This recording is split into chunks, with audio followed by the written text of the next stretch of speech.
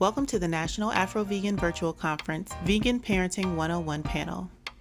This conference features 24 presenters and 19 sessions that you can watch on demand for free. Thank you to our sponsors, Better Food Foundation, Veg Fund, and A Well-Fed World. Support Afro-Vegan Society's work by making a donation today.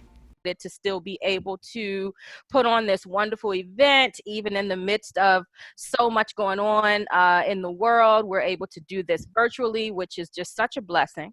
And today we are going to be doing our Vegan Parenting 101 panel. So for all those parents out there who have questions and fears and anxiety and, just doubts about whether or not this is a lifestyle that they can share with their families. We're here to clear up all the questions that you have and any concerns that you might have. So we have a wonderful, wonderful panel today of vegan parents who just are bringing so much to the table, so much knowledge and experience that they are willing to share with everyone today. So I'm just gonna go through and read the bios for our esteemed panelists. Rashida Bess, as chief executive vegan in her family of 6, Rashida Bess has become well-versed in the art of living the vegan life in a fun and diverse way. Feeding 4 children from school age to teens can be challenging, but with creativity and a commitment to compassionate eating, the job gets done in the Bess household. As active members of their community, the Bess family can be seen keeping their city beautiful from litter, cleanups and beautification projects, to supporting the growth and connection of the vegan community. Support of family extends into her small business, where all hands on deck makes the workflow and fun. Creating is another opportunity to focus inward and nurture a compassionate and connected life. Rashida's creative community and vegan choice are truly an extension of her personal commitment to help to make the planet a more beautiful and healthier place for all living things. JoVonna Johnson-Cooke is owner and co-founder of MaituFoods, LLC, a meal delivery service and vegan nutrition education hub. Through MaituFoods, she is working to develop culturally appropriate and accessible educational tools that highlight the benefits of healthy nutrition through a vegan diet. The MaituFoods Mother's Meal Program, works to provide women, especially those of modest means households, with the knowledge and guidance to achieve a healthy pregnancy and optimal postpartum recovery through a vegan meal and nutrition program. The overall mission of MaituFoods is to honor the art of food rituals and to serve humanity in a way that promotes the least harm and the most good for people, animals, and the environment.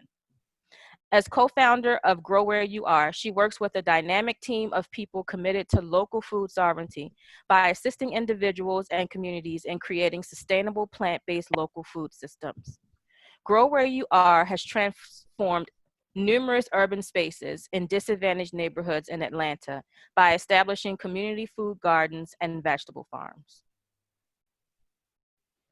Greg Brown. Born in what might be considered the typical African-American household in Baltimore, Greg grew up eating the typical American diet. Filled with fried, highly processed foods, very little concentration on vegetables and nutrition. Gregory decided to one day challenge this pattern of living by changing his way of living. After listening to a KRS-One song, he began researching a new way of thinking, a new way of living, a new way of eating. He began a journey of spiritual expression, which eventually led him to becoming a vegan. Then years later, creating the idea for opening the revolutionary vegan soul food restaurant called The Land of Kush. Since then, Gregory has pushed himself to influence others and his family community and broader environment to change their way of looking at life through food. Along with his wife, Naja, he's not only successfully grown the Land of Kush, but has done numerous outreach in the African-American community, speaking to young and old about the benefits of changing their diet and concepts of health and nutrition. He has been a speaker, teacher, mentor, and leader to many and continues to fight for better ways of living by teaching the plant-based lifestyle. So, wow, Thank you, thank you, thank you all for being here and for being a part of this panel. A lot of times, the reason why I wanted to do this particular panel, and I always try to include something about families and about parenting especially, is that a lot of the people who come into contact with my work tend to be families. So I'm not going out to colleges, to do outreach. I'm not, doing corporate stuff. I really am in the community doing this work and spreading this information. And I noticed that a lot of times it's the people who are interested in transitioning their families who have the most questions and the most concerns. And so I always try to include something about parenting and children and families, because I don't want to leave families out. It's so, so important for us to embrace entire families and, and make sure that they're doing okay as they're transitioning. So I have some questions that I wanted to just ask each one of you. And so I would say the order we can go in is would be like Rashida and then Greg and then JoVonna. Um, these are just questions that, just answer whatever sort of comes to mind from your own personal experiences in your household. So the first question is, have any of you experienced family members being unsupportive of your choice to feed your children a plant-based diet? That starts with me. Yes. Yes. That experience of, I'll preface it by saying this: I haven't died yet, because that was the first fear that, the first thing that was expressed was, we don't eat that way, and we don't. That's not eating food. We don't eat that food, and you're not eating enough because you're not eating meat. You're not drinking milk from a cow. You're not slicing up things and sauteing them in all these fats and butters. And so, coming to a traditional meal like a Thanksgiving or a Christmas dinner, with a salad or with lentils, it was just like, you're going to die. And so it was a hard transition. And so then it became people trying to feed us that vegan food, because it was never vegan. It's that vegan food. I was like, it's really close to some, but it would be, literally dumping a can of plain beans, into a pot and heating it up and saying, here's what you eat. And so, it made us feel uncomfortable. It made us, and these were parents. These were close family members. And so when you're in these normal, situations where everyone is coming together, loving each other, celebrating, then you're kind of ousted as this person or these people or this part of the family that's just not doing what we do and how we do it. So the kids see that, they see it, and then you're already transitioning and trying to, teach them this way of eating and being, and then dealing with the battle of, not being accepted, by people who are supposed to accept you. So, it's a very big yes, but, this is 6 or 7 years later, and you survive that. And then you start to become an example because of how you change, how you improve your health, how you just become more vibrant. I'm sure we'll get in all that later, but, so to answer that question, yes, we have, and you even still continue to, and, and not just at special events, but, when it comes time to, a birthday, or what, we can't give you a cake, we don't know what you eat. I eat food.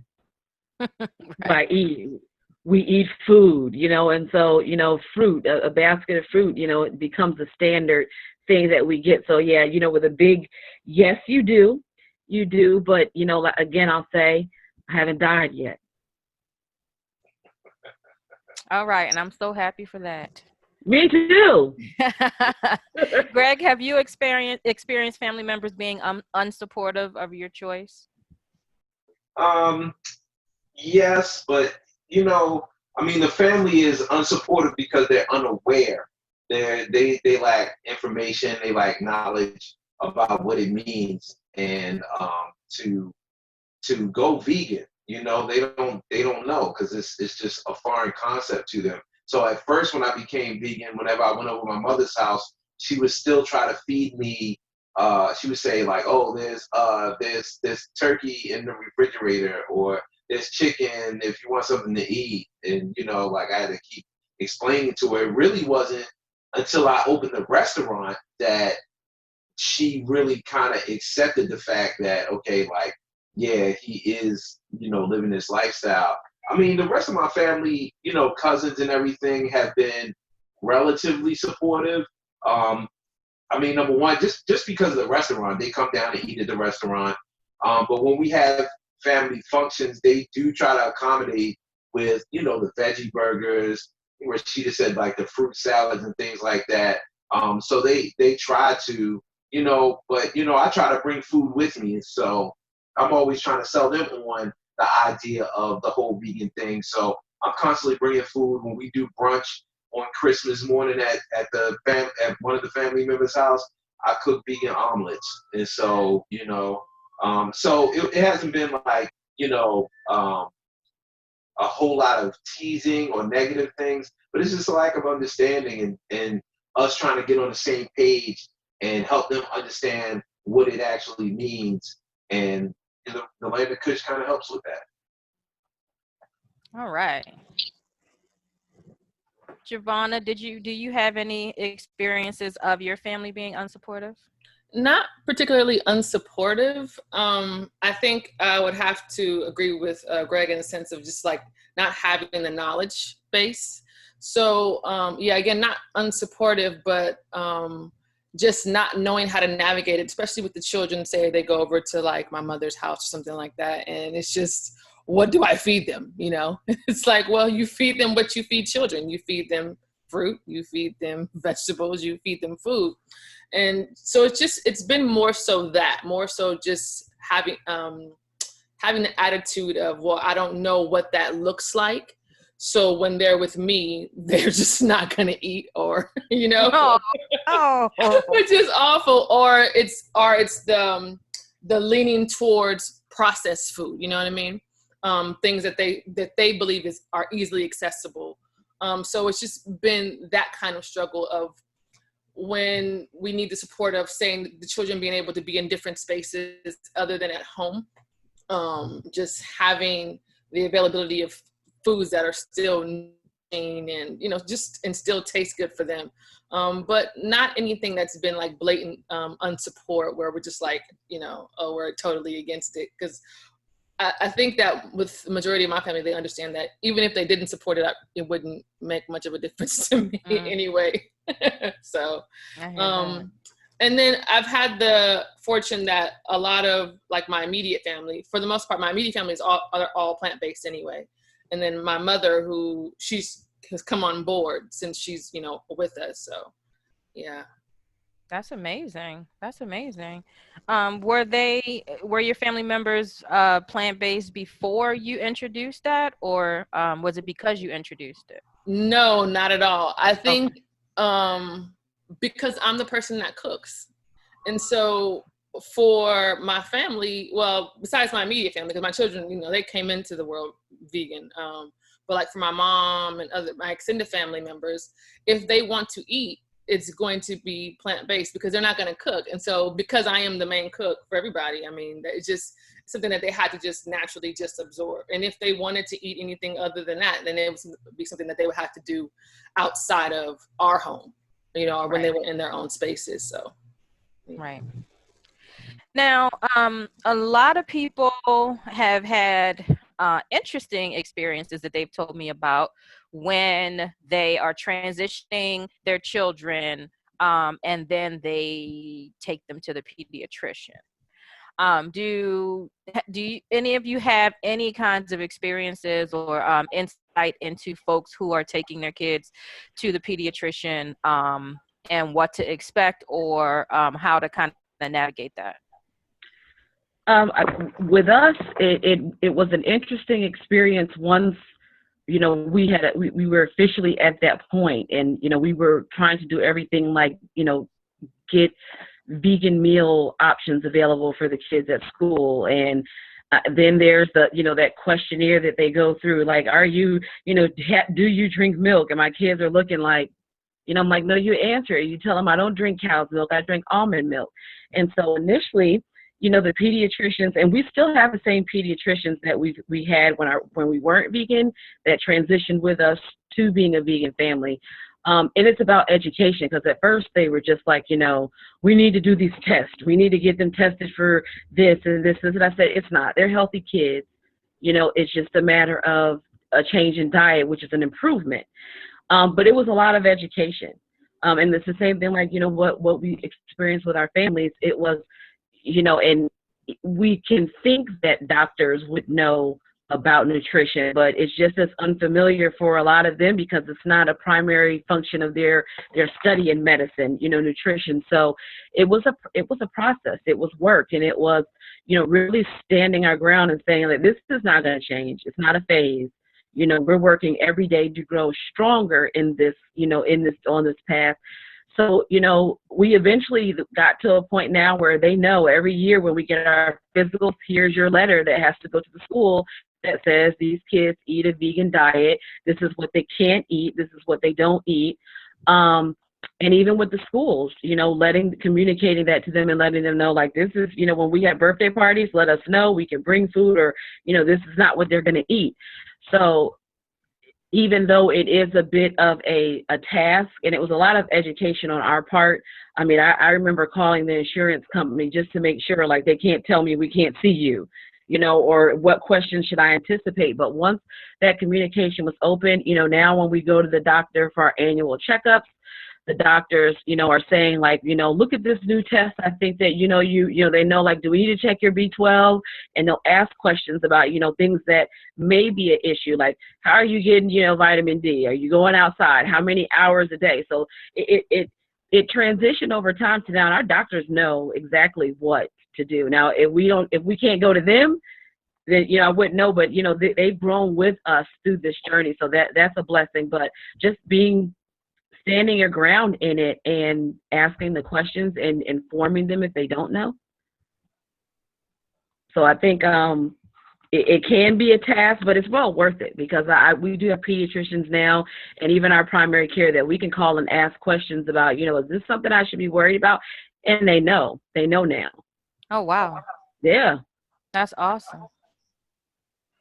Greg, how about you? So for us, we've had a holistic doctor since before Pia was born. And so obviously she was born, he helped us kind of navigate that whole thing. So we were constantly in contact we've always been in contact with him and a couple of other holistic doctors. And then we also have a regular pediatrician as well that our holistic doctor recommended. So we didn't have to, like, necessarily go and say, like, obviously we told him that, Pia is vegan, but he recommended somebody that understood and was familiar with the lifestyle and familiar with holistic living and could recommend things along those guidelines to kind of help us navigate when she did have to go see the doctor, or if she does get sick, here are vegan options for these particular medicines, here are holistic options. And so we worked hand in hand with the regular pediatrician as well as our holistic doctor to make it like a really smooth operation, a really smooth course. So we really haven't, the only time we had to explain and really kind of get into a little more detail, Pia dislocated her elbow playing at the playground. And so we had to go, she had to go to the hospital. So the doctors there, we had to, we talked to them. And one of the doctors was like, oh, well, is she getting enough protein? Is this, and this? And asking all these questions. And, I broke it down for her. I just had to break it down for her just because, like, I've been studying nutrition for a long time. So I understand, okay, you need these amino acids. They come from these sources. You can get them in plant-based forms. It's really easy. And so that kind of shut her down really quick. So she was like, oh, okay, it sounds like you know what you're talking about. And then I invited her to the restaurant. But other than that, it's been just a smooth transition as far as working with our doctor, our holistic doctor, and the pediatrician. All right. JoVonna? Yeah, our pediatrician is actually a holistic physician as well. So she was great with all of our children. The only time we ever ran into problems was with our youngest daughter, with the baby, because we had a different doctor. They weren't really supportive of, plant-based lifestyle. They didn't think she was going to be able to get all of her, nutrients. So, you run into some complications, but I think because we had a solid foundation and a solid background in nutrition, and we've been living this lifestyle for over 20 years now. So, and again, we have a pediatrician who is a holistic physician. So she is able to address any kind of concerns that we have, from first a whole foods plant-based perspective. And then if there's any need for additional medications or supplements, she, has a list, or she has a supply of things that she can, recommend that still coincide with our lifestyle. So it's been a pretty positive experience thus far. Okay. So it sounds to me like one of the things that would be recommended would be to start to research local holistic doctors in people's area, just so, and that's not to say that they'll never go to traditional pediatrician, but that oftentimes the holistic doctors are much more knowledgeable and supportive of plant-based eating. I think that in the last few years, at least within the last 10 years, because the movement is growing, because people are becoming more and more aware of plant-based living and the vegan lifestyle, that the floodgates have opened with information. And so I think that because physicians want to stay in practice, that a lot of them are beginning to arm themselves with that information so that they can be able to, have a bigger clientele, and still be able to practice their medicine and not necessarily exclude folks that they would normally be able to bring in. So I think that's the power that's on our side, is that the movement is continuing to grow, that people are becoming more and more aware of the benefits of a plant-based diet. And I think also, and this is just my opinion, I don't know, it may not be medical fact, but I happen to think it is, that because of a plant-based lifestyle, I feel like our children have not had to even have to interface with the medical industry as much anyway, because they are sufficiently nourished, because they're getting what they need as far as health and nutrition. So I think that staves off a lot of us having to even have to interface with doctors or pediatricians or hospitals and things like that. Right. We have more autonomy over our health. All right. So, do you, this might be just such a basic question, but I wanted to just get the three of your insight into this. Do you feel like the culture we live in undermines you being able to have your children be vegan and eat a plant-based diet? In some ways, because for instance, when I mentioned, about school, if you have children that go to school, there's so much, well, we don't know what that's going to look like moving forward, but in the past with our kids, things like school parties and events, it's cookies and cakes and pizza and hot dogs, and that for a child, being excluded from that or being different from that norm, it's a thing that we have to have discussions about. We have to have discussions, and the discussions end up being that, we have to reinforce that we're not doing this, because we're trying to be anything but healthier, and we're trying to be more compassionate for the planet. We're trying to have, create a better place for you to be, have my grandbabies in. This is what we have to reinforce, that and say that, the cake, the cookies, all that stuff, that's a now thing, but in the future, what we want for you, that's why we make these decisions. So, things like that pop up, and that things are hidden in candy. Toys are in there, and they market this kind of stuff to kids, and they market, just sweet and sugary and colorful and dyed, and and that's what kids see and they attract. So I think that it's set up to get their attention in the way that it's not look at this beautiful piece of fruit, unless we tell them that. Right. Greg? Yes, I mean, I think, I don't know, it's a weird balance, because I think society in general tries to undermine the vegan and the vegan family, but more and more companies are forced to go vegan. You're starting to see a lot of companies kind of go that route, but may not be the necessarily healthy route. Those companies that have been, quote unquote, poisoning communities for years, they may try to go vegan. They may do vegan options, but they may try to poison us through the vegan food, So, so I do feel like culturally, like it is that is happening.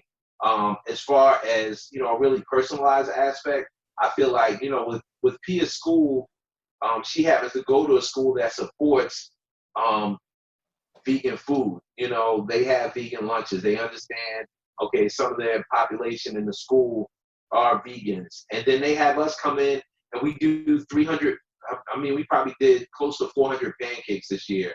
They have so they have like a pajama and pancake day every year in February. And so we go in there. We've been doing it the past 3 years now. And so we go in and we do like 300 plus pancakes for the students and staff. And it's a very small school, so that's a little easier. But they're accommodating to it. They like that. And then when they have events at the school and they have potlucks, like we bring food and the parents are looking forward to the food. So the teachers are looking forward to us bringing stuff from the restaurant, and so they're requesting things. So in that aspect, it's been very supportive in terms of our lifestyle as vegans. But I think the broader community, the broader society is still kind of on this fence of, vegans, they eat this special thing and they shouldn't have stuff. But you're starting to see it when you go to you go to the baseball games. I mean, they have like vegan hot dogs. They have the vegan vegan burgers. Even what is it? When you go to some of the football stadiums, they're starting to have vegan options. So they understand it's coming down the pipeline. So you start to see changes happening slowly but surely. It's not the complete revolutionary takeover, but you see things changing slowly but surely. JoVonna? The culture, I think definitely, I mean, I'm in the South, so Southern culture when it comes to food. And I know, and we also, it's big with sports, and I see it mostly with my children in that realm, is that, we have the coaches that are like, you need to give that boy protein, or, your daughter needs to have, give her B12, give her more energy, or, so it's not supportive in really at all, or we get othered a lot. I notice what my children do as far as like when it comes to their activities or when they're in group events, it's really like, oh, well, they're like this, they don't eat this. A lot of times when they have like group activities, like we have a special like area for our food. So it really others them, which it affects them, because they feel like outsiders in a way. So you kind of have that kind of struggle sometimes that, we have to kind of try to combat at home to fortify them in who they are, and how we eat. You do see the rise of the wider culture kind of embracing a plant-based lifestyle, but it's still very highly processed foods. It's still very unhealthy in a lot of ways. I don't want to knock it because it is a progression, but it is still, it's not the healthiest. So you see the culture kind of opening up, but we still have a long way to go. I think that's just my personal take on it. Yeah. I agree. And I just wanted to point out for any one who may be watching this panel that may not be Black, or may not be a Black person who may be a Black person but may not be aware of the current situation that we are in. A lot of Black folks who are promoting a plant-based lifestyle, who are promoting vegan living, major part of it is that the Black community has been sort of targeted with unhealthy foods for generations, right? And so for some people, they might be like, oh, you know, I'm an environmentalist and I've decided that I'm gonna go vegan, you know, for the planet. Or, oh, I just love animals and I've decided I'm gonna, you know, go vegan for the animals. Those of us who are doing this work, who are from marginalized Black communities especially, understand that a lot of the situation that we find ourselves in and being, you know, leading in terms of all of these food-related diseases, from heart disease to type 2 diabetes to stroke and, you know, hypertension. All of these, we're leading in all of these different diseases, Black people are. And so our analysis can't just be, oh, you know, we're doing this for these other reasons. We are, our health is in jeopardy. And so it only makes sense that we would have a great focus in our advocacy on trying to reverse what has been done to our community. You know, we have a very racist food system that targets poor Black and brown people with the worst possible food, and that going on for generation after generation has put us in this situation that we're currently in. So, you know, all of us are aware of that who are doing this work, and there is definitely a focus and an awareness of what are the foods that are going to, yes, help the planet, and yes, you know, help animals, but also going to help us in terms of our health and our vibrancy, right? So, you know, a lot of people are not really aware, especially if they're not into doing this kind of intensive research into the food system. They really don't know how racist it is and how our communities have been targeted, intentionally targeted, with the absolute worst food that people could possibly eat, and that needs to be addressed because it is an injustice. All right, so thanks for coming to my TED Talk.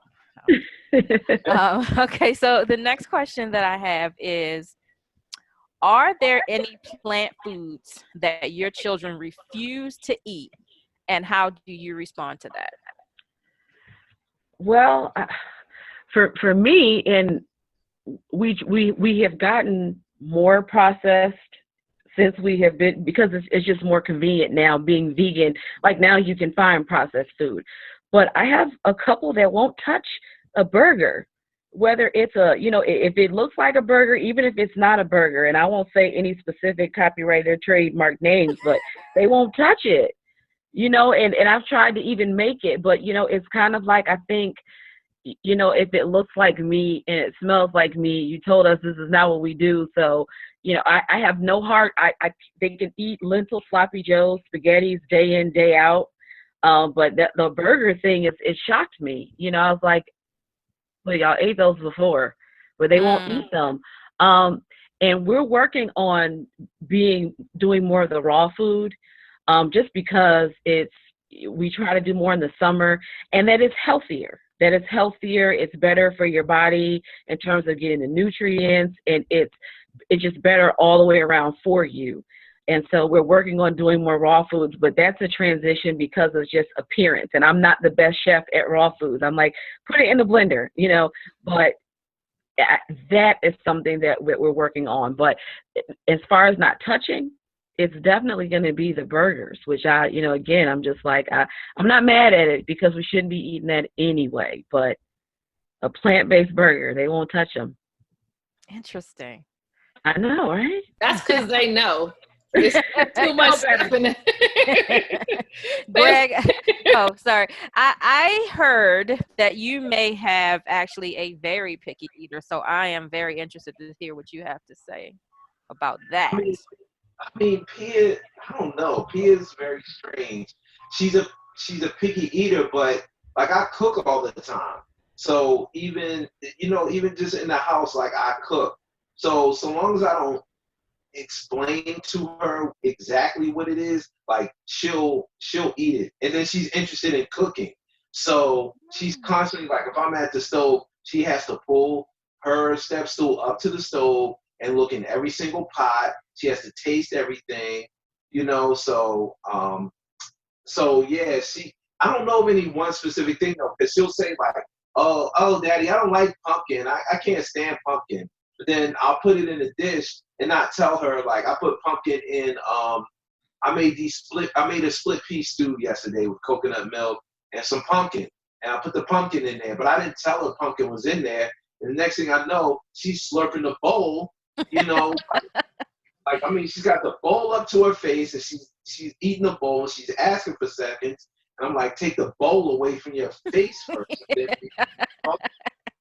You know, so, I mean, she's picky in terms of like, you know, if she doesn't know what it is, then, or if she feels like she's never had it before.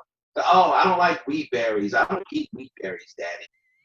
Okay, well, you know, I just made wheat berries. And because I put peas and mushrooms in it, now she wants the wheat berries. So, you know, it's just, I don't know. She's a weird child. She's a child. I don't know. You know, I just make food. I try to make it taste good.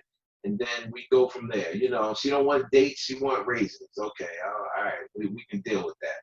I don't know I don't know where she gets that from, but okay, you can have the raisins. But, you know, so it's just a weird dynamic. It's just until she actually has it and actually eats it, then, you know, she's a picky eater in that sense.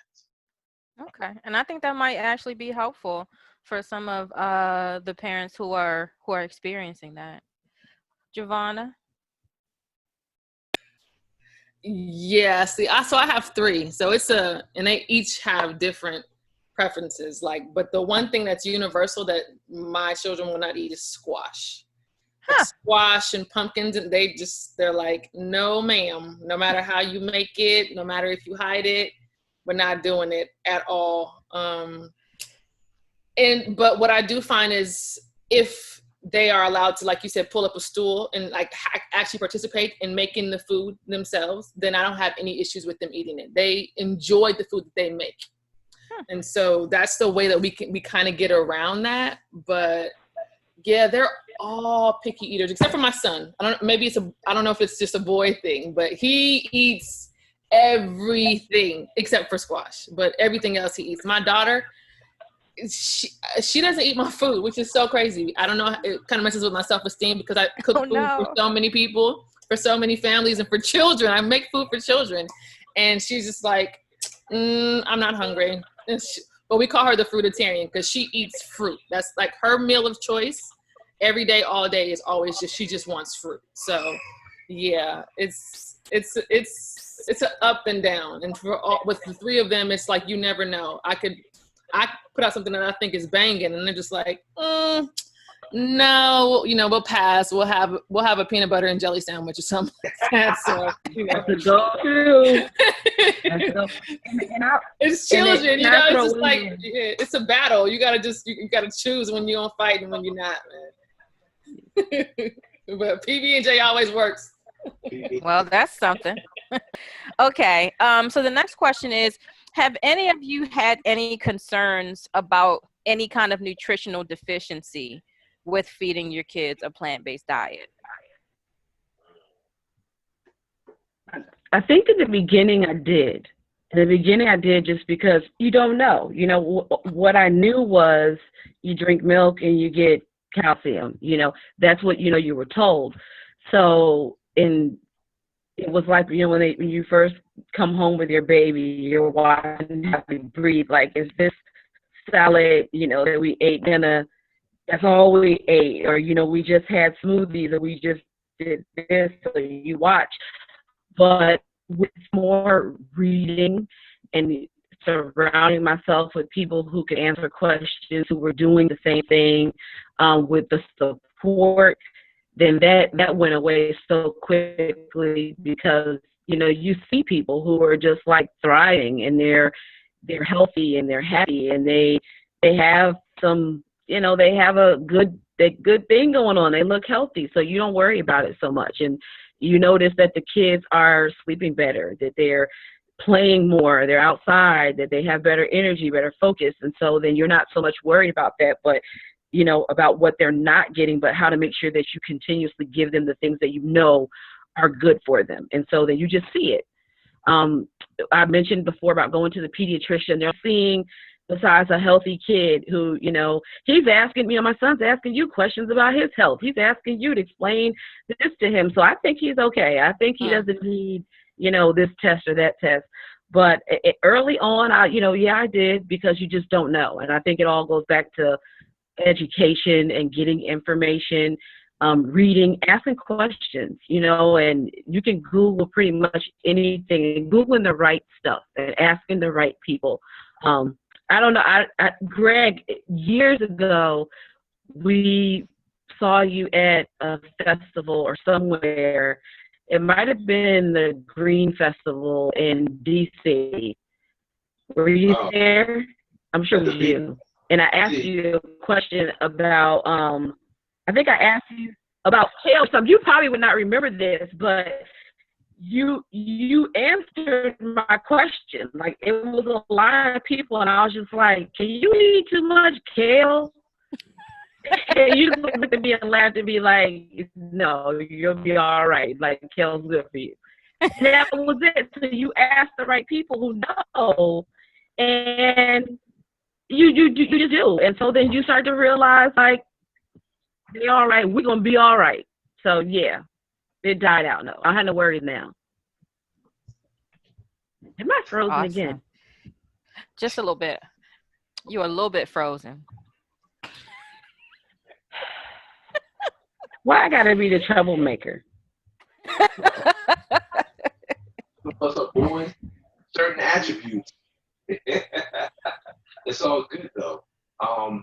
But I think I vaguely remember that. I remember that question, like, can you eat too much kale? Like, no, you'll be all right. That's a right for an answer for me. I didn't have too many concerns because I had been doing it for so long. So by the time Pia came, like, I had been vegan for a long time. So, like, I had been through a lot of stuff. And because I was cooking, because I was already used to cooking for myself before I became vegan. And so, like, that trend continued. So I was always into cooking.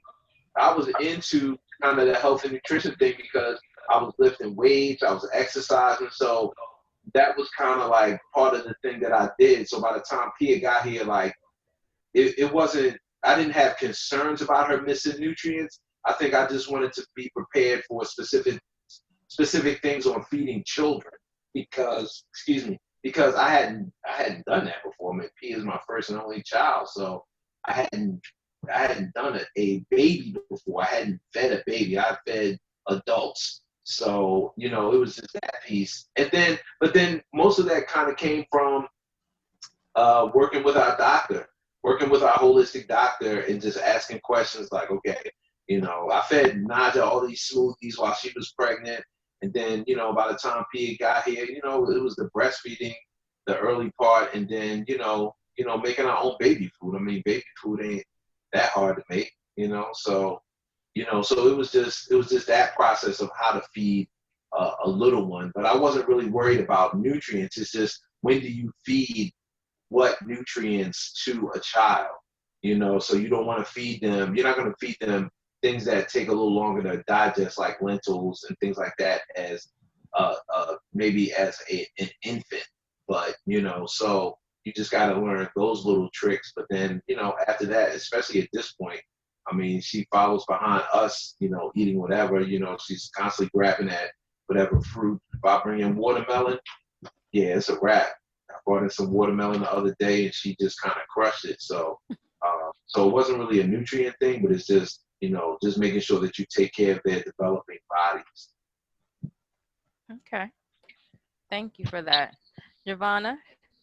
I don't think I've had too much of a concern about it. unless and otherwise when people have brought it up. Like, for instance, like I mentioned before that, you know, our children are into like different sports and activities, and somebody may say something, and then, you know, for a minute I'll like question, like, man, you know, are they getting enough of this particular like vitamin or mineral? But other than when I've had like people from the outside coming in, I've never doubted it at all, or questioned whether or not they were getting what they needed. And I also think that with children, especially when they're younger, they have an intelligence, an internal kind of like I'm thinking about my daughter right now. She's in my lap and she's walking around eating oranges, you know? And so like, and she reached for that. It's something that she wanted. So I feel like in a way, you know, her body has its own intelligence of saying, okay, perhaps I need vitamin C right now. And she'll go for those things. So, you know, I rely on just, what I would think is just like common sense, and, you know, just listening to the body and kind of observing, like our children they haven't been sick, have had any major problems. So I haven't had any cause to question whether, you know, they were getting what they needed on a plant-based diet. Because I don't know, I guess in a way, it's like when you think about, even when you talk about a common diet, what they tell you to eat are fruits and vegetables. So it's like they're just getting an abundance of that. So I don't think there's any room for them to be nutritionally deficient, you know, if they're having an abundance of the things that we're already told, you know, that they should be getting anyway. So yeah. Okay. Now, this is something that I've heard a lot of stories about, sort of like horror stories from parents who have transitioned their children to plant-based eating. And that is, have you ever had any instances where, or worries even, about other people feeding your children non-vegan foods, like when you're not around?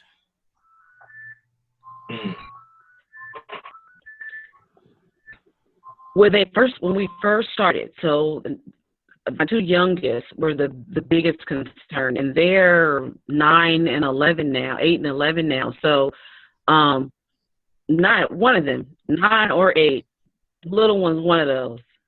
Forgive me.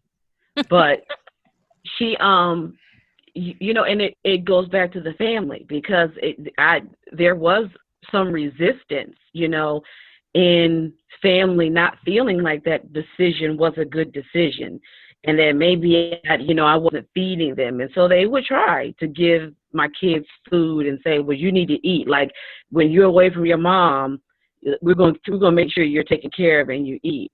But, you know, that all that requires is a couple of good, you know, like, we're not going to do that anymore, you know, and that got dealt with. Or, you know, you can't have kids when we're not there, because this is our decision.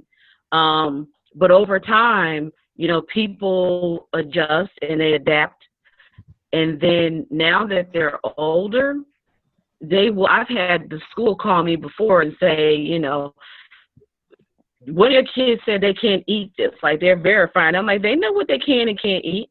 So, you know, it's a very real, but I think it doesn't happen as often as it did when we first started. And then 2, now it's a lot more choices. And so if my kids go to a friend's house or somewhere that, you know, someone can pick up some processed stuff, but they can pick up a bag of, you know, fake nuggets, chicken, you know, whatever nuggets, or, you know, something like that, so that they have options, so you don't see it as much. But, you know, a lot of people will just say, well, you know, your daughter ate a smoothie, or your son ate a smoothie. Is that okay? I'm like, that's perfect. It has happened, unfortunately. Mm-hmm. Greg? No real conflict, but you know, I think what's happened is that my daughter spends a lot of time with, my daughter spends a lot of time with both her grandmothers, and they've adapted to it very well. So they, you know, it's constantly food over there for her to eat.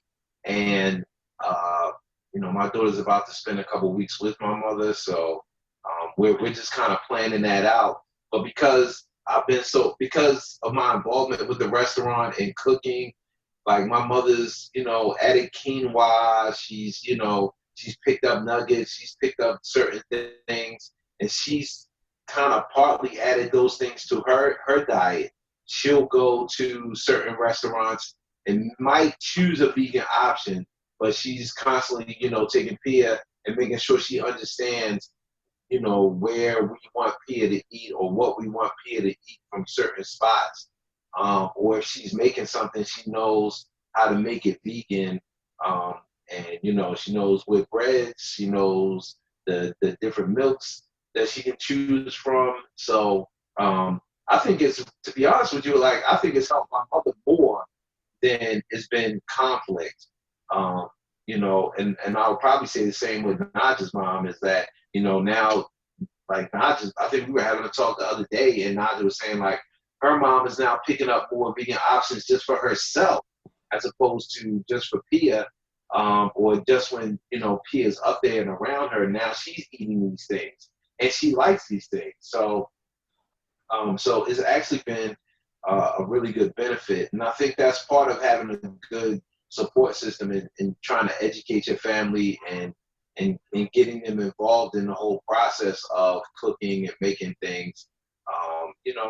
I think JoVonna said it best, fruits and vegetables, have always been out there. And I think it's just, adjusting certain things to make it vegan. But, everybody has fruit at their house, some sort of orange, some sort of banana, watermelon, whatever you like. And so, it's been relatively easy for us. Cool. JoVonna? I've had some nightmare issues where I've had babysitters that have given my son milk and my daughter milk and they got really, really sick, and our cousin gave my son fish before. So we've had, and let me just say this to my people who are watching this. If you eat mostly plant-based, but you still eat fish, you're not plant-based. I just want to put that out there. There's somehow this misconception that fish is not a living being, and that if you eat it, you could still be plant-based. But that's a whole nother thing and a whole nother gripe that I have. I think just to agree with Greg, as my, because my mother, besides myself, is the other person that feeds my children. And so what's happened is my children have had a lot of refried beans and vegan quesadillas, because they're, they're easy and they're familiar. But what happens is that the repertoire grows. Okay. The repertoire grows with our family members who begin, who feed our children and have the experience of trying different plant-based items or menu items. Excuse me, I'm getting a little flustered because the baby kind of got me thrown. But yeah, I think with our situation in particular, it's just helped specifically my mother, her repertoire to just grow as far as the things that she can cook now and offer up to the children, so that we don't have that conflict of oops, they're getting something that they should not be eating. But we have definitely had instances in the past where people have fed them things that they weren't supposed to eat. And so now it's just aside from keeping them caged in, it's just, they eat at home, and we make sure to make that we pack things for them to have, so that we don't run into those conflicts when they're out and about.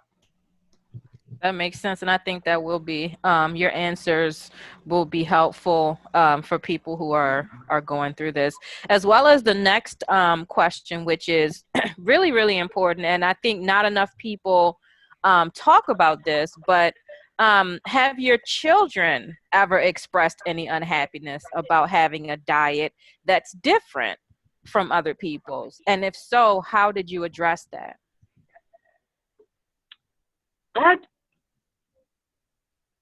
I don't necessarily think they've expressed we hate this. There's no mutiny in the household.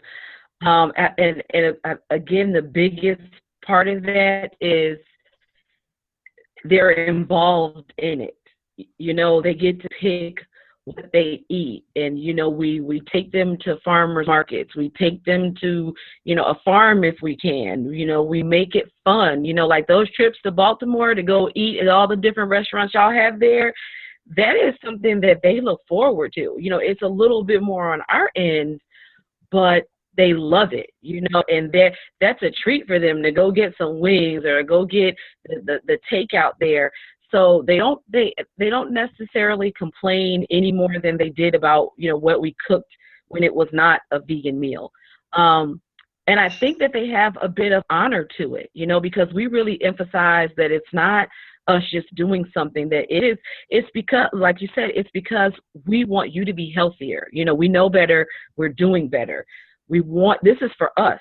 This is so that we are healthy, that we don't have to, you know, we don't have to think so much about these things like high blood pressure, hypertension, diabetes 1, you know, 2. We don't have to think about these things, that you have the energy to run and play and do the things that you want to do, that you are giving yourself the best chance at life and health. So that's what we talk about a lot. So I don't think that they complain so much. And we find ways to veganize things that are still fun things. You know, you can do snow cones, you know, you just make your own syrup from fruit, you know, they have a lot of fun with it. So I don't think they complain. They do complain because they all have a preference to organic stuff, you know, which is another adjustment, because now that they're smart, they're like, that's not organic. Those aren't the same blueberries. Oh, you wow. know, those aren't that watermelon tastes funny. So that's where I get complaints from, because I got some high-end eaters here. They're like, that's not the same. We need to go to the farmer's market 3 hours away that had the good stuff near North Carolina, because you're feeding us trash, you know, this grocery store fruit. So that's where I get the complaints from. But they enjoy it. They tend to be more on the vegan snobby side, like, ooh, look what you're eating. And then they bust out their like bento boxes at the lunch table with like fruit and salad, and they're like, well, you got lettuce, I got arugula, you know. So that's my kids. They're there now. Wow, well, that's a first for me. They sound amazing. Greg, how about you? But I mean, Pia really hasn't had any conflict. I mean, you know, when she got to the point where she really identified her nutrition, her diet is vegan, you know, that's what shocked me, because I was always nervous when she's around other children, you know, is that going to be a negative influence? But I mean, she just, you know, she's commander in chief. Maybe that's a Capricorn thing. I don't know. Maybe it's a Thea and Naja thing. I don't know. But she lets you know, like, I'm vegan and I can't eat that. I can eat this. I can only eat that. So, and that's all she's ever known. You know, that's all she's really ever known is no real conflict, because she lives over top of a restaurant and her daddy cooks all the time. So, you know, so it's been kind of easy. And she, you know, the kids at her school, some of them are vegan, and so and the parents come to the restaurant and the kids come to the restaurant, which is a whole nother ordeal. But you know, so I think in a way she kind of likes, I think she likes to stand out. I think she likes that, like, I don't know. I don't know. I haven't seen her like really do it, but I kind of feel like she likes that, you know, I'm a little bit different type of deal. So it's a vegan flex. Yeah. I think it's that whole thing. Yeah, I think she's like that. Like, she's like, you know, I'm vegan. Yeah, I can't eat that. Yes, my daddy will be here making cakes for everybody in the school. You know. That's awesome. It's that plant-based swag, right? Yeah. They got it. It's like they're like, my food is of better quality than what you got going on. It's kind of like that. What's a baby carrot? Yeah. So what about your kids, JoVonna? I totally agree. I think it, like, they feel it, like, especially like when they have like events and they bust out, like, they got, you know, a vegan pizza where everybody else is eating like Papa John's, right? And then people are like looking at their stuff like, oh, what y'all got over there, right? So and plus being vegan is all they've ever known. And so, cause they came into the world as vegans. So they haven't had any conflict. Every now and again, you'll get stuff like, or my son will want to eat like, at soccer, they'll give them, those snack packs, and they'll put like gummy bears or something in there, or Gatorade, or they'll put cookies or chips in there. He's like, well, Mom, everybody else is eating them. So, but we just eliminated that by making sure that I just bring his snacks every single time. And then more often than not, what's happening is the kids looking at his snacks like, man, like what you got over there, like we want some of what you got. So we haven't had any real conflict. I think that they are, because their environment reinforces it, they have a confidence in being who they are and eating how they eat. You know what I mean? And so they do run into situations sometimes where, they're different, but I think because they have a strong foundation, they have a confidence, and just they're like, hey, this is how I eat, and I'm cool. And it sounds to me as if, the parents have a positive attitude about it. And so that sort of just rubs off on the children. Right. Like if you as parents were constantly talking about, oh gosh, I miss this meat and I miss that thing and I miss this and, oh, I can't eat this and I can't eat that. If that was the perspective that you expressed around your children, maybe they would have a different attitude. But because you present it and have always presented it as, good for you and, in a positive light, that may have had some effect on them. And also, you ain't got no choice. No, I'm joking. This is what you gonna eat. This is what I make. That's how I grew up. I don't know. I don't know about these kids. Okay.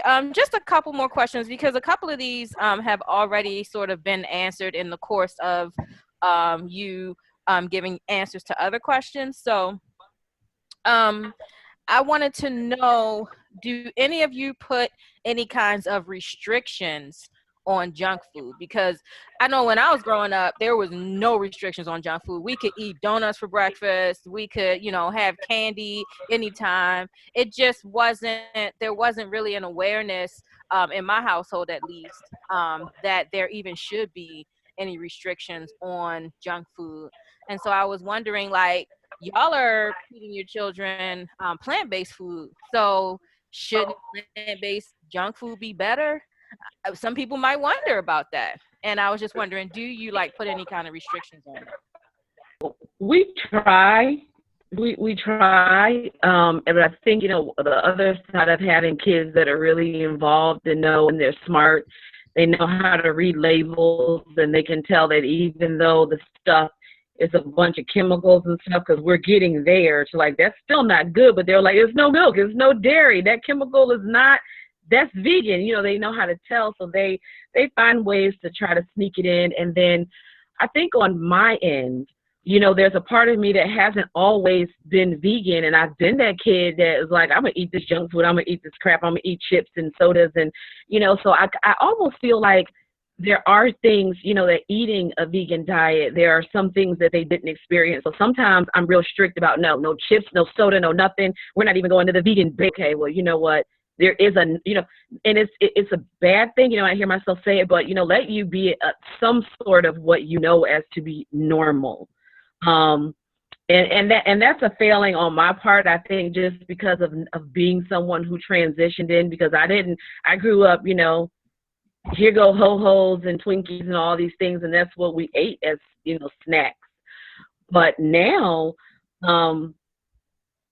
sometimes I'll be like, no, we don't eat that, and I say it's a failing because what I do know for sure is if I fill the house up with fruit and vegetables and healthy dips and stuff, my kids will eat that.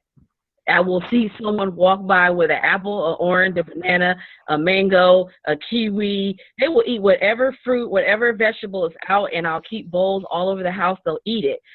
So I say it's a failing on my part, because if I get in and the chips are here or the dreaded Oreos are here, they'll eat that. But if it's not here, so it goes back to what you said, JoVonna, it's what you'll eat what's here.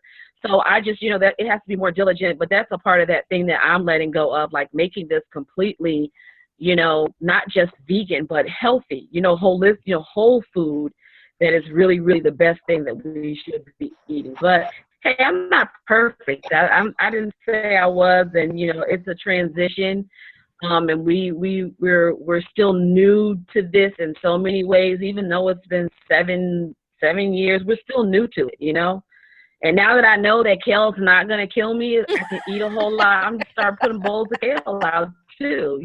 Kale chips, kale chips. Yes. So I think that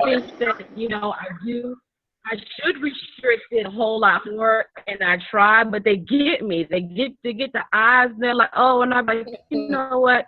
Y'all did just eat like the whole vegan, cookout. You didn't complain, so here you go. But that's me. I need to do better.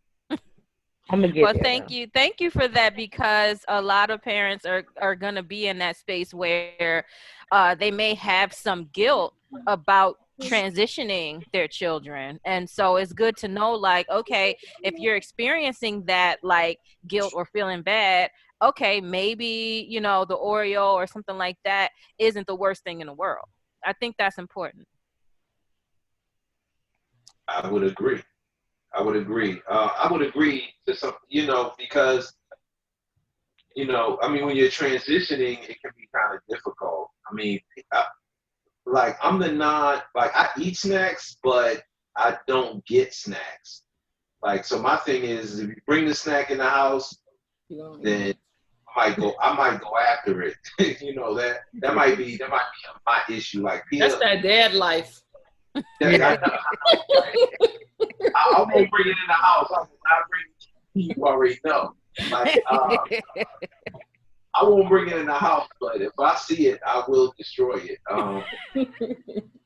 Don't bring cookies. Don't bring them goddamn cookies at the green kitchen. Anyway, but yeah, so P is not a big snack person. She's not a big snack person, but I try not to bring it in the house. And so I try to when I bring stuff in the house, it's usually fruit, unless Naja asks for something specific, because I do all the grocery shopping. So I do most of the grocery shopping. So most of the stuff is coming through my hands anyway. And so so I try not to buy that stuff unless it's something specifically Naja wants to get, because she probably likes snacks way more than I do. My downfall is cookies and cake. Where is Naja? Why you putting her? She like the chips and the popcorn and stuff. I like cookies and cake. My problem is going downstairs late at night, or before I come upstairs for the night, is grabbing cookies from the restaurant. You know what I'm saying? So that's my big issue. But Pia doesn't have that problem. It's just if we bring chips in the house, then that's where she going, go a little crazy. But she's not crazy for it. You know what I'm saying? She will eat. Yeah. She'll eat fruit just as easily. Like, I brought in this big melon bowl the other day with watermelon, honeydew, and cantaloupe, and she went crazy. She went crazy for that. So she was like, no, I brought the other one in with the strawberries, pineapple, and cantaloupe. And so, she went after that, and then we played this whole game around it. It was just like, you better not touch my strawberries. And then she got, look, Daddy, I got strawberry in my mouth. So I get a kick out of that. I like that she does that. But I just try not to bring snacks in the house. And then if it's a rare occasion, I'll let her, go to it. But then, I try to just monitor it and make sure she doesn't go overboard with the snacks.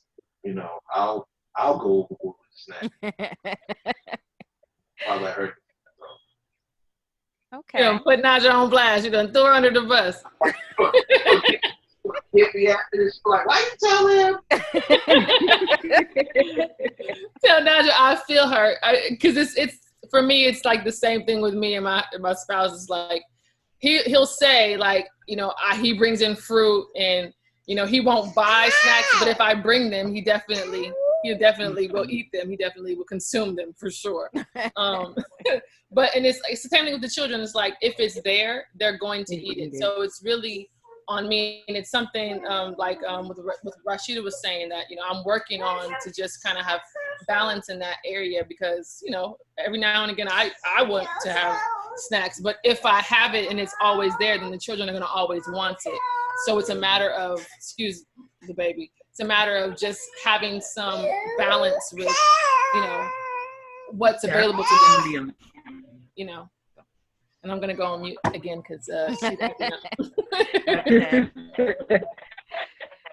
Okay, and so I think we can just go ahead and do the wrap up question, which is, what advice would you give to parents? And I said of picky eaters specifically, but it doesn't have to be specific to that. What advice would you give to parents who want to transition their kids to a plant-based diet?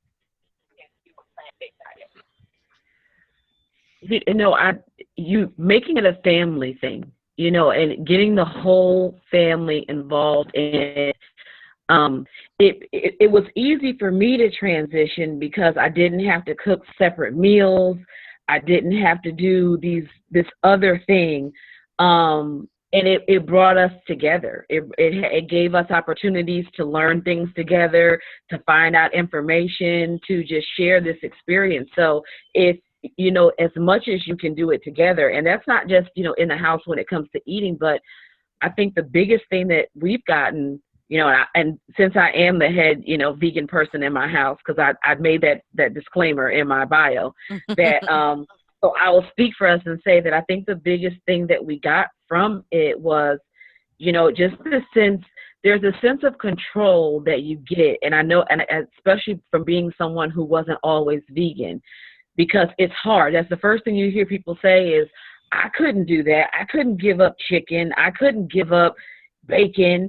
And, once you realize you become the person that has done it, that's a power and a sense of control that it is very hard to let go of, because being the master of yourself and being the master of what you eat and how you eat, it transitions into being the master of what you think about how you eat, what you think about what you can and can't do. And I see that in my kids. I see that they have so much more, a stronger sense of self and of ownership over what they do and how they behave. And definitely when it comes to food, but even in other aspects of their life. So when we can share that, then we all are just like, I think we all in one way are just like these snobby, we own it together, and that's a strengthening thing for the family. So if you can do it together, it's almost like it builds and strengthens your family and that relationship that you all share. So do it together. It's not just hear your kids eating it, but if you're already vegan, how can I be better at it? How can I be a better example for my kids along this journey? So do it together. Make it a y'all thing. Excellent. Greg? I would definitely echo that. I agree. You want to do it together as a family, because if you come in and try to transition and bully everybody into what you believe is better, it can definitely backfire on you, depending on how old you are, where you are with marital status, or relationship status. It can kind of backfire if you try to bully everybody into the whole situation, because that's when people reject and sneak out and do things on their own. But also, variety is the key. Is everybody has a different palate. The children have different palates. You can't make them like what you like. They like certain things. If they've grown up a certain way, if they've grown up eating pizza, you got to find that great vegan pizza, or make a great vegan pizza so that they can be like, oh, okay, all right, this is cool. So and then it's just about variety and trying different foods and different cultures, trying, the vegan soul food spots. I mean, we get a lot of parents who come in and they're trying to transition families, and that's what gets them is, okay, well, they want the vegan rib tips, they want the vegan mac, and they want some greens. Okay, okay, well there's that start right there. Indian food, and maybe they like Mexican, so maybe you gotta find the vegan Mexican stuff and start to transition like that. But variety and being accommodable to who's in the household. So just understanding who's in the household and what they like to eat, and trying to make that vegan and make it taste good, and giving everybody options and helping them understand like why this is happening, what's the reason behind it. And because if the bottom line is, if food tastes good, people gonna eat it. I don't care. I haven't run across a person that's been like, vegan, vegan, vegan, and then they taste the food and they like, oh, that ain't that bad. You know what I'm saying? Like, I haven't run across anybody to be like, oh, I tasted it and I liked it, but I don't want it. You know what I'm saying? So I run across a lot of people who might be negative at first, taste it and be like, oh, all right, I can do that. I can do that every once in a while. Or, oh, that's not bad. Oh, that's not me. Oh, okay, all right, that's cool. So variety and just being accommodating to who's in the household. Don't be a bully, Brenda.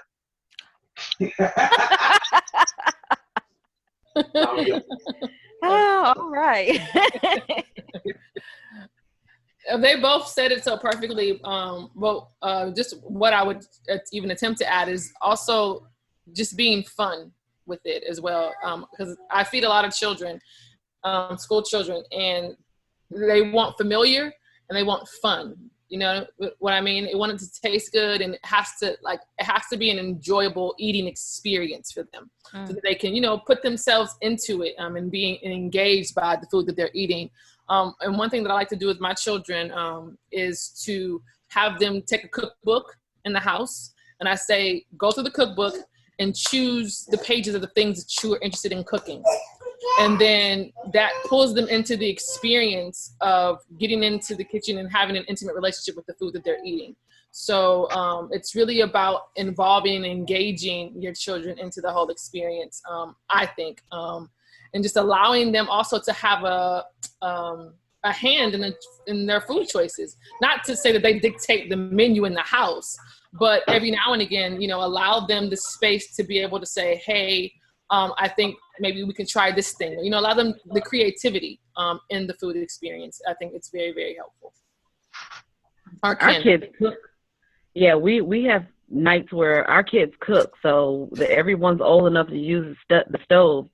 Pick what you want, and they've all got something they specialize in, so they own it. And it's, we went through some stages where it didn't taste too hot. But now that they mastered it, now it's a little bit better. Like, my son can make some mean spaghetti, but I totally agree with you. Like, let them have some say in it. Wow.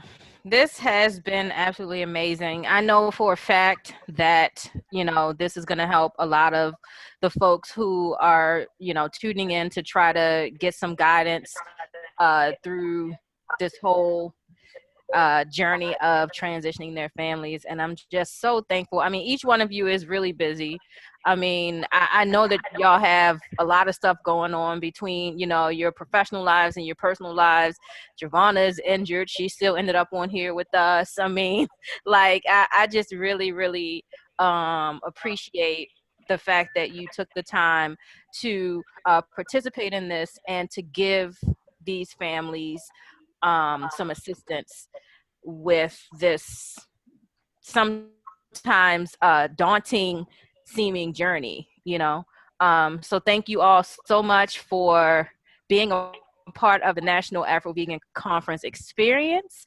And we will make sure that everybody knows where your social media is, how to follow you. I mean, you're all such wonderful personalities, so I'm sure they're going to want to know more about you and see what you're doing beyond this conference. And so we'll make sure that information is put out there. And I stay healthy, stay safe, in the current climate that we're living in right now. I wish you all and your families the most health and Thank you. happiness. Thank you so much. Thank you for tuning in. Click to watch more sessions.